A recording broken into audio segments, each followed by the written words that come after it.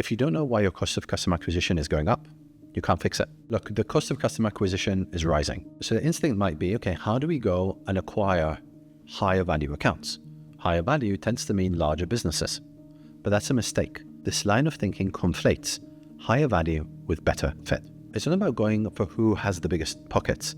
It's about going for who has the biggest need for your solution. When your value proposition is aligned to the pain that your prospects are experiencing, you'll have a reduced cost of customer acquisition and close the sale faster.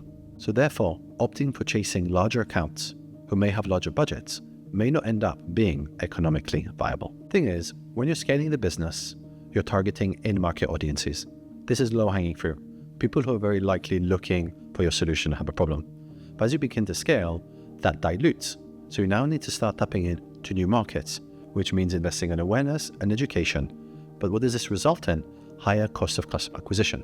This can come as a little bit of a shock. But the problem is, this playbook that got you from A to B doesn't work anymore. The companies forgot to update their playbook to adapt to this new market condition.